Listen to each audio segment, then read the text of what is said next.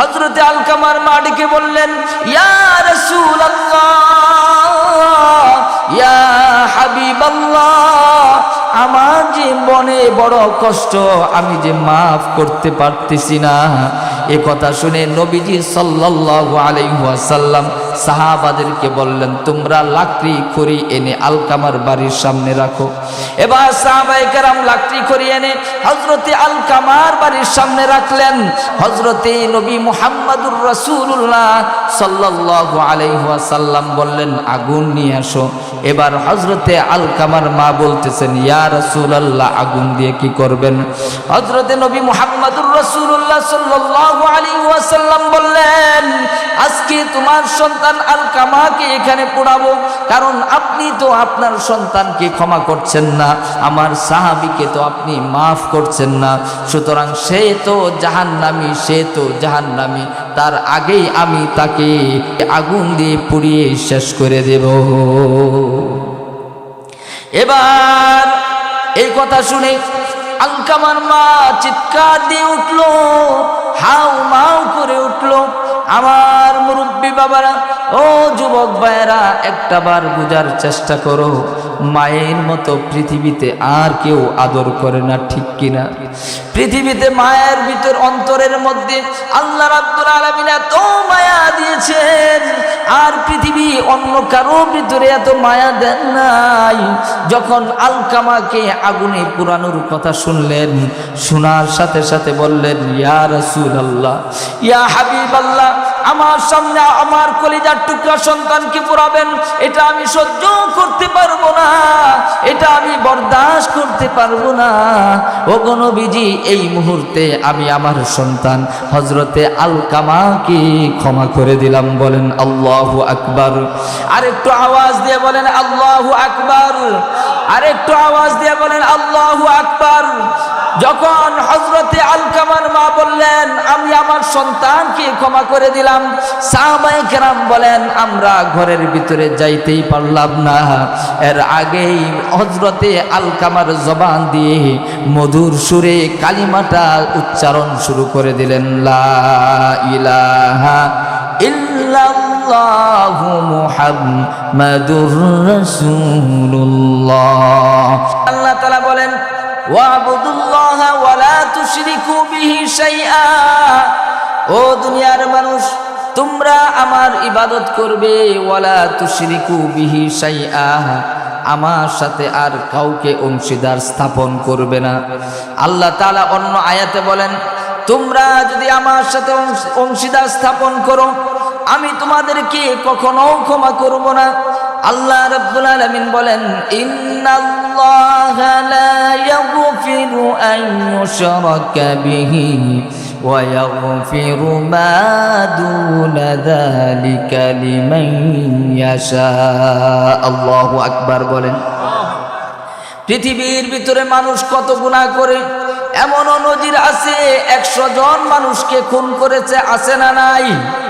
আল্লাহ রাব্বুল আলামিন বলেন, আমার সাথে শিরিক করো না। অন্য যত গুনাহ আছে, তোমরা হাজারো গুনাহ করেছো, গোপনে প্রকাশ্যে অনেক গুনাহ করেছো।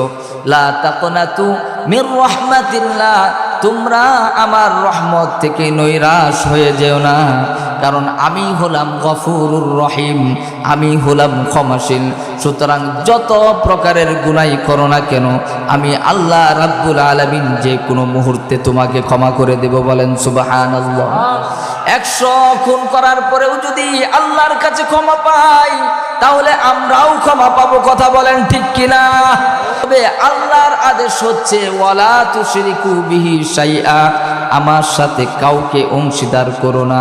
আমরা আল্লাহর সাথে কাউকে অংশীদার করব? আমরা কখনো আল্লাহ ছাড়া অন্য কারোর সামনে সেজদা করব না। আমরা কেউ মাজারে সেজদা করব না, পীর সাহেবকে সেজদা করব না। আমরা একমাত্র সেজদা করব কার? এই হচ্ছে 1 নাম্বার চূড়ান্ত ফয়সালা, ইবাদত করব কার? 2 নাম্বার চূড়ান্ত ফয়সালা হলো আল্লাহ রাব্বুল আলামিন একাধিক আয়াতে আল্লাহর ইবাদতের পরেই বলেছেন ওয়াবিল ওয়ালিদাইনি ইহসানা। আল্লাহ রাব্বুল আলামিন বলেন আমার ইবাদতের পরেই তোমাদের 2 নাম্বার চূড়ান্ত ফয়সালা হলো তোমরা তোমাদের মা বাবার সাথে সৎ আচরণ করবে। আল্লাহু আকবার। তোমরা তোমাদের মা বাবার সামনে সৎ আচরণ করবে, উত্তম আচরণ করবে, ভালো আচরণ করবে। কারণ হলো মা এমন একটা জায়গা, বাবা এমন একটা জায়গা, যেমন আল্লাহ রাব্বুল আলামিন আমাদেরকে স্বার্থ ছাড়া ভালোবাসে। কথা বলেন ঠিক কিনা? আল্লাহ যেমন স্বার্থ ছাড়া ভালোবাসে, পৃথিবীতে মা এবং বাবা সন্তানকেও স্বার্থ ছাড়া ভালোবাসে। কথা বলেন ঠিক কিনা? আজকে আমরা স্বার্থ দেখি, আমার ঘরে যখন বিবি নিয়ে চলে আসি আমরা মা বাবাকে দূরে সরায় দেই। এমনও ঘটনা আমরা কয়েকদিন আগে দেখেছি, বাবাকে এমনভাবে আঘাত করতেছে, চাবুক দিয়ে পিটাইতেছে, 2 চোখের পানিগুলো আমার ঝর্ণার মতো বেয়ে বেয়ে পড়ছে। সহ্য করতে পারি না। কেমন সন্তান? কারণ সন্তান যদি আপনি মানুষ না করতে পারেন, আপনি যদি সৎ সন্তান না বানাতে পারেন, ওই সন্তান কোশ্চিনকালেও আপনাকে মহব্বত করবে না। কথা বলেন ঠিক কিনা? এই জন্য আপনার প্রথম কাজ হলো আগে সন্তানকে নেক সন্তান বানানো। কথা বলেন ঠিক কিনা? আল্লাহর নবী, বিশ্ব নবী জনাবে মুহাম্মদুর রাসূলুল্লাহ সাল্লাল্লাহু আলাইহি ওয়াসাল্লাম বলেছেন, তোমরা যদি তোমাদের সন্তানকে নেক সন্তান বানাতে চাও তাহলে তোমাদের সর্বপ্রথম কাজ হলো তোমাদেরকে দিনদার একজন নারীকে বিবাহ করতে হবে। আজকের যুবকেরা তো সুন্দরী দেখলে পাগল হয়ে যায়, ঠিক কিনা? আর একটু আওয়াজ দেয়া বলেন।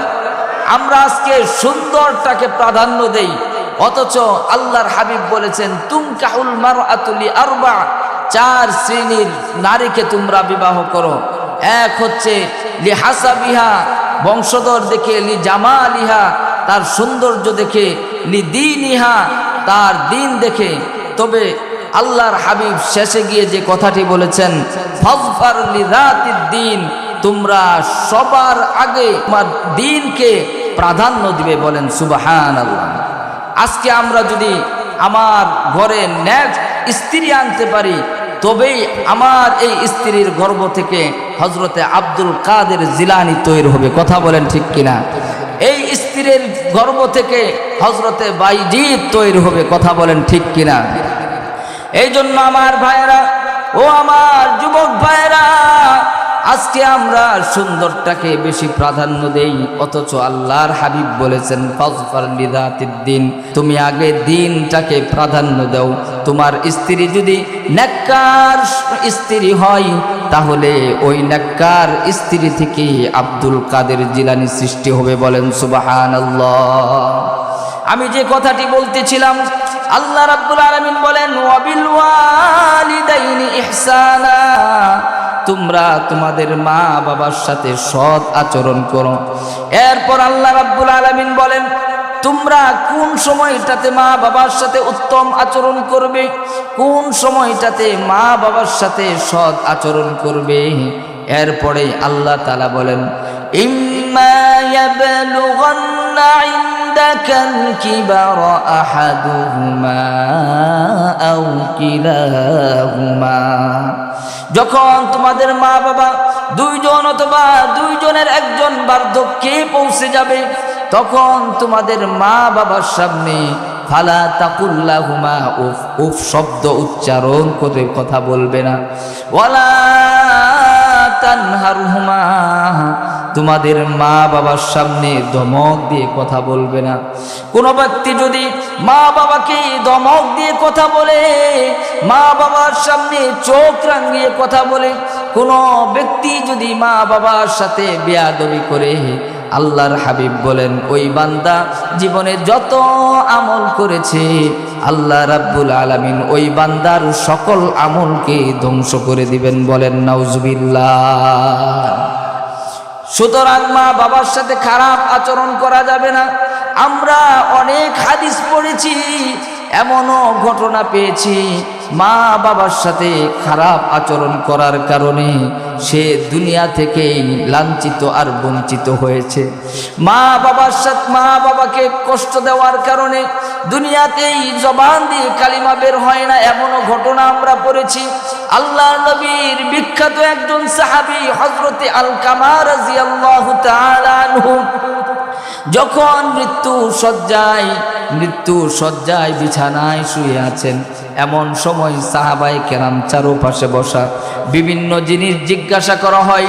আলকামা রাদিয়াল্লাহু আনহু সব বিষয়ে উত্তর দিতে পারে।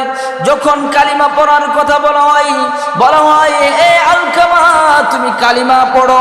যখন কালিমার কথা বলা হয় জবান দিয়ে কালিমা বের হয় না।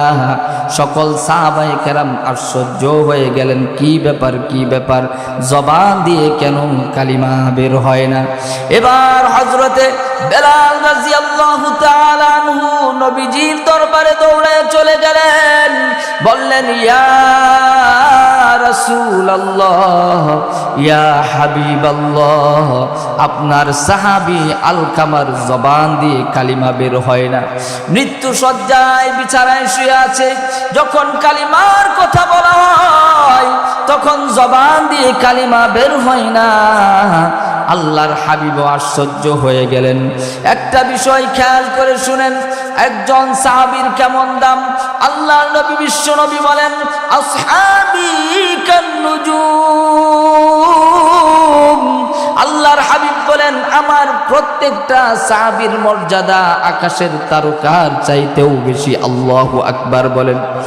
একবার হযরতে আব্দুল কাদের জিলানী রাহমাতুল্লাহি আলাইহির একজন শাগির্দ হযরতে আব্দুল কাদের জিলানীকে জিজ্ঞাসা করা হলো, ওগো অলিকুল শিরোমণি, আপনি তো একজন বিখ্যাত আলেম, আপনার কাছে আমি জানতে চাই আপনার এবং আল্লাহর নবীজির সাহাবার মধ্যে পার্থক্য কেমন?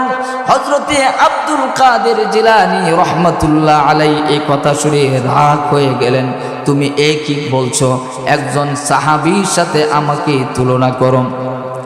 আল্লাহ নবীর একজন আদনা সাহাবী ছিলেন হযরতে ওয়াহাশী রাদিয়াল্লাহু তাআলা আনহু নবীজির একজন আদনা সাহাবী ছিলেন।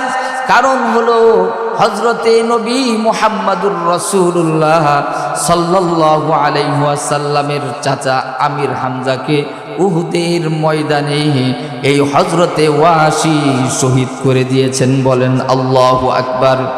হযরতে নবী মুহাম্মদুর রাসূলুল্লাহ সাল্লাল্লাহু আলাইহি ওয়াসাল্লাম চাচা আমির হামজাকে এত মহব্বত করতেন, এত ভালোবাসতেন, যার কারণে হযরতে ওয়াহাশী উহুদের যুদ্ধের পর তিনি মুসলমান হয়ে গেছেন। এবার নবীজির সামনে বসে আছেন। আল্লাহর নবী হযরতে ওয়াহাশীকে ডেকে বলল, এ ওয়াহাশী,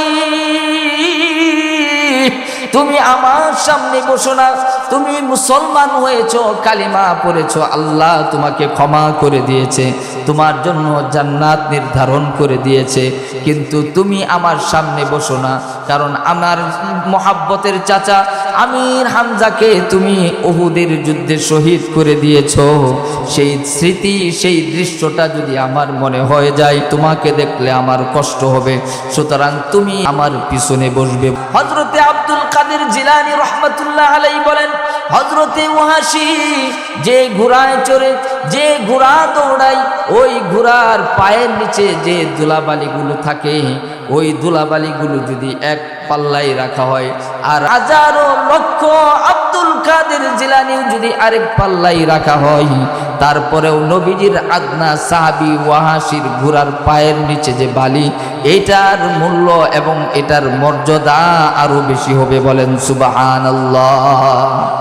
একটা বার চিন্তা করে দেখুন, হযরতে আলকামার জবান দিয়ে কালিমা বের হয় না, নবীজি ইস্তেদকার তখনও জীবিত, কেমন অবস্থা, সাহাবীর জবান দিয়ে কালিমা বের হয় না। এবার হযরতে বেলাল রাদিয়াল্লাহু আনহুকে ডেকে বলল, যাও যাও যাও দেখো আলকামার পৃথিবীতে কে বেঁচে আছে, মা বাবা বেঁচে আছে কিনা আমাকে একটু জানাও। হযরতে বেলাল রাদিয়াল্লাহু আনহু দৌড়ায়া চলে গেলেন। যাওয়ার পর এসে বললেন, ইয়া রাসূলুল্লাহ, ইয়া হাবিবাল্লাহ, ওনার বাবা নাই মা আছে। হযরতে রাসূলুল্লাহ সাল্লাল্লাহু আলাইহি ওয়াসাল্লাম বললেন, যাও তার মাকে খবর দাও, আমার দরবারে আসতে বলো। এবার হযরতে আলকামা রাদিয়াল্লাহু আনহুর মা হযরতে নবী মুহাম্মদুর রাসূলুল্লাহ সাল্লাল্লাহু আলাইহি ওয়াসাল্লামের দরবারে উপস্থিত হয়ে গেলেন। এবার আল্লাহর নবী হযরতে আলকামার মাকে জিজ্ঞাসা করলেন, হে আলকামার মা, আপনার কাছে আমার জিজ্ঞাসা, আপনার সন্তান আলকামা ব্যক্তি হিসেবে কেমন ছিল? এবার মা ডেকে বলতেছে, আমার সন্তান একজন ভদ্র মানুষ ছিল, আমার সন্তান তাহাজ্জুদ গুজারি ছিল, আমার সন্তান বড় দান করনেওয়ালা ছিল। আল্লাহর হাবিব বলেন, তোমার সন্তান এত ভদ্র মানুষ, তোমার সন্তান একজন দান করনেওয়ালা, তাহাজ্জুদ গুজারিওয়ালা, নফল পড়নেওয়ালা, এত কিছু থাকার পরেও কেন আমার সাহাবী জবান দিয়ে কালিমা বের হয় না, বুঝতে পারলাম না। এবার আল্লাহর হাবিব তার মাকে আরেকটা কথা জিজ্ঞাসা করলেন, বলেন তো আপনার সাথে কেমন আচরণ ছিল? যখন এই কথা নবীজি বললেন, বলার সাথে সাথে আলকামার মায়ের চোখ দিয়া পানি বের হয়ে গেল। আল্লাহু আকবার বলেন। নবীজির আর বুঝতে বাকি রইল না, হয়তো আলকামা তার মাকে কষ্ট দিয়েছে। এবার নবীজি বললেন, ওগো মা, আপনাকে কি আলকামা গালিগালাজ করেছে নাকি, আপনাকে ধমক দিয়েছে নাকি আপনাকে মারধর করেছে? এবার হযরতে আলকামার মা বললেন, ইয়া রাসূলুল্লাহ, ইয়া হাবিবাল্লাহ, আমাকে একটা বারের জন্য ধমকও দেয় নাই, গালিগালাজও করে নাই, আমাকে কখনো মারধর করে নাই, কিন্তু তার প্রতি আমার কষ্ট হলো, সে তার বিবির কথা বেশি প্রাধান্য দিত, বিবি যেটা বলতো সেটাকেই বেশি মানত, আমি একটা কথা বললে সেটাকে কম মানত। এই দৃশ্যগুলো দেখে আমার মনে কষ্ট হয়েছে, আমি অনেক ব্যথা পেয়েছি। এবার আল্লাহর হাবিব তো জানেন, যদি মা সন্তানকে ক্ষমা না করে ওই সন্তান কখনোই জান্নাতে যেতে পারবে না। এবার আলকামার মাকে ডেকে বললেন, ওগো মা, আপনি আপনার সন্তানকে ক্ষমা করে দিন। আপনি যদি তাকে ক্ষমা না করেন তাহলে তার জবান দিয়ে কালিমা বের হবে না, আর কালিমা যদি না বের হয় তার ঠিকানা হবে জাহান্নাম। বলেন নাউজুবিল্লাহ। এই কথা যখন বললেন, হযরতে আলকামার মা ডেকে বললেন, ইয়া রাসূলুল্লাহ, ইয়া হাবিবাল্লাহ, আমার যে মনে বড় কষ্ট, আমি যে মাফ করতে পারতেছি না। এ কথা শুনে নবীজি সাল্লাল্লাহু আলাইহি ওয়াসাল্লাম সাহাবাদেরকে বললেন, তোমরা লাকড়ি খড়ি এনে আলকামার বাড়ির সামনে রাখো। এবার সাহাবায়ে কেরাম লাকড়ি খড়ি এনে হযরতে আলকামার বাড়ির সামনে রাখলেন। রাখার পর হযরতে নবী মুহাম্মদুর রাসূলুল্লাহ সাল্লাল্লাহু আলাইহি ওয়াসাল্লাম বললেন, আগুন নিয়ে আসো। এবার হযরতে আলকামার মা বলতেছেন, ইয়া রাসূলুল্লাহ, আগুন দিয়ে কি করবেন? হযরতে নবী মুহাম্মদুর রাসূলুল্লাহ সাল্লাল্লাহু আলাইহি ওয়াসাল্লাম বললেন, আজকে তোমার সন্তান আলকামাকে এখানে পোড়াবো, কারণ আপনি তো আপনার সন্তানকে ক্ষমা করছেন না, আমার সাহাবীকে তো আপনি মাফ করছেন না, সুতরাং সে তো জাহান্নামী, তার আগেই আমি তাকে লাকড়ি দিয়ে আগুন দিয়ে পুড়িয়ে শেষ করে দেব।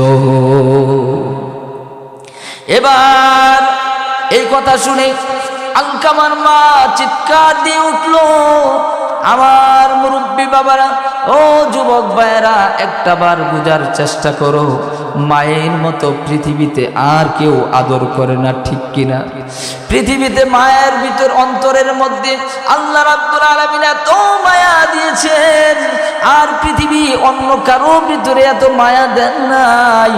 যখন আলকামাকে আগুনে পুরানোর কথা শুনলেন, শোনার সাথে সাথে বললেন, ইয়া রাসূলুল্লাহ, ইয়া হাবিবাল্লাহ, আমার সামনে আমার কলিজার টুকরা সন্তানকে পোড়াবেন, এটা আমি সহ্য করতে পারবো না, এটা আমি বরদাস্ত করতে পারবো না। ওগো নবীজি, এই মুহূর্তে আমি আমার সন্তান হযরতে আলকামাকে ক্ষমা করে দিলাম। বলেন আল্লাহু আকবার। আরেকটু আওয়াজ দিয়ে বলেন আল্লাহু আকবার। আরেকটু আওয়াজ দিয়ে বলেন আল্লাহু আকবার। যখন হযরতে আলকামার মা বললেন আমি আমার সন্তানকে ক্ষমা করে দিলাম, সাহাবায়ে কেরাম বলেন আমরা ঘরের ভিতরে যাইতেই পারলাম না, এর আগেই হযরতে আলকামার জবান দিয়ে মধুর সুরে কালিমাটা উচ্চারণ শুরু করে দিলেন, লা ইলাহা ইল্লাল্লাহু মুহাম্মাদুর রাসূলুল্লাহ। কালিমা পড়ে হযরতে আলকামা দুনিয়া থেকে বিদায় নিয়ে গেলেন। আমার ভাইয়েরা, আল্লাহর হাবিব বলেছেন রিদর রব্বি ফি রিদল ওয়ালিদাইন ওয়া সাখাতুর রব্বি ফি সাখাতিল ওয়ালিদাইন। তুমি যদি আল্লাহকে সন্তুষ্ট করতে চাও তাহলে তোমার মা বাবাকে সন্তুষ্ট করতে হবে। আর যদি তোমার মা বাবাকে সন্তুষ্ট করতে না পারো, তোমার মা বাবা যদি তোমার প্রতি অসন্তুষ্ট থাকে, তাহলে তোমার প্রতি আল্লাহও নারাজ হয়ে যাবে। যেমন আলকামার মা আলকামার প্রতি অসন্তুষ্ট ছিল, আল্লাহও নারাজ হয়ে গেছে। কথা বলেন ঠিক কিনা? আল্লাহ নারাজ হয়ে জবান থেকে কালিমা বন্ধ করে দিয়েছে। আবার এমন হাদিসের মধ্যে এসেছে, কোন বান্দা যদি মা বাবাকে খুশি করতে পারে, দুনিয়ার মধ্যেও জান্নাতের সুসংবাদ পাওয়া যায়। আল্লাহর হাবিব নবী মুহাম্মদুর রাসূলুল্লাহ সাল্লাল্লাহু আলাইহি ওয়াসাল্লাম বলেন, দাখালতুল জান্নাতা ওয়া সামি'তু ফিহাল কুরআন। আমি একবার জান্নাতের মধ্যে প্রবেশ করলাম, জান্নাতে প্রবেশ করে দেখি এক ব্যক্তি কোরআনে কারীম তেলাওয়াত করছে। আল্লাহু আকবার। আরেকটু আওয়াজ দিয়ে বলেন আল্লাহু আকবার। যখন এই কোরআনে কারীমের তেলাওয়াত শুনতে দেখলেন, নবীজি আশ্চর্য হয়ে গেলেন। তিনি চিন্তা করলেন এটা অন্য কোনো ধর্মের লোক নয়। যদি তাওরাত পড়তো তাহলে সে খ্রিস্টান হতো, অন্য কোনো ধর্মের লোক হলে তো অন্য কিতাব পড়তো, কিন্তু সে তো মহাগ্রন্থ, বিশ্বের অন্যতম গ্রন্থ কোরআনে কারীম তেলাওয়াত করতেছে। এ দেখে নবীজি আশ্চর্য হয়ে গেলেন। আর তিনি মনে মনে ভাবলেন এটা আমার উম্মত ছাড়া আর কেউ নয়। বলেন সুবহানাল্লাহ। এবার নবীজি মুহাম্মদুর রাসূলুল্লাহ সাল্লাল্লাহু আলাইহি ওয়াসাল্লাম জিবরাইল আমিনকে ডেকে বললেন, হে জিবরাইল, আমি জান্নাতে প্রবেশ করলাম, জান্নাতে প্রবেশ করে দেখলাম এক ব্যক্তি কোরআনে কারীম তেলাওয়াত করতেছে, কিন্তু ব্যক্তিটিকে আমি চিনতে পারলাম না। এবার জিবরাইল আমিন ডেকে বললেন, ইয়া রাসূলুল্লাহ, ইয়া হাবিবাল্লাহ, এ তো আর কেউ নয়, আপনার সাহাবী হারিসা ইবনে নুমান। সুবহানাল্লাহ। এ আর কেউ নয়, এ তো আপনার সাহাবী হারিসা ইবনে নুমান। নবীজি বললেন, সে তো এখনো মৃত্যুই বরণ করেন নাই, তাহলে সে কিভাবে জান্নাতে গেল? আর মহাগ্রন্থ, বিশ্বের সর্বশ্রেষ্ঠ গ্রন্থ কোরআনে কারীম তেলাওয়াত করতেছে, কত সৌভাগ্যবান ব্যক্তি। আল্লাহু আকবার। এবার নবীজি হারিসা ইবনে নুমানকে ডাকলেন। হারিসা ইবনে নুমানকে ডেকে বললেন, হে হারিসা, তুমি এমন কি আমল করো যে আমলের কারণে আল্লাহ তাআলা তোমাকে এত বড় মর্যাদা দান করেছেন? তোমার মৃত্যুর আগেই তুমি জান্নাতে চলে গিয়েছো। শুধু তাই নয়, কোরআনে কারীম তিলাওয়াত করতেছো। হযরতে হারিসা ইবনে নুমান বললেন, ইয়া রাসূলুল্লাহ, ইয়া হাবিবাল্লাহ, আপনি যা কিছু বাতলিয়ে দিন তাই তো আমল করি, এর বেশি তো কিছু করি না। কিন্তু অতিরিক্ত একটা আমল করি, সেই অতিরিক্ত আমলটি হচ্ছে আমি মায়ের খেদমত করি। আল্লাহু আকবার বলেন। বৃদ্ধা মা ঘরের মধ্যে আছে, নিজ হাতে খেতে পারে না, চুলগুলো আশ্রাতে পারে না। আমার মা নিজ হাতে খেতে পারে না, চুলগুলো আশ্রাতে পারে না, গোসল করতে পারে না একা একা। যতক্ষণ পর্যন্ত আমার মা না খায়, ততক্ষণ পর্যন্ত আমি হারেসা ইবনে নুমান খাই না। আল্লাহু আকবার বলেন। আমার মা একেবারে বৃদ্ধা হয়ে গেছে, আমার মার চুলগুলো আমি নিজ হাতে আঁচড়িয়ে দেই। শুধু তাই নয়, আমার মাকে আমি নিজ হাতে গোসল করিয়ে দেই। একটু আওয়াজ দিয়ে বলেন আল্লাহু আকবার। কেমন মহাব্বত, কেমন খেদমত, কেমন ভালোবাসা মায়ের প্রতি।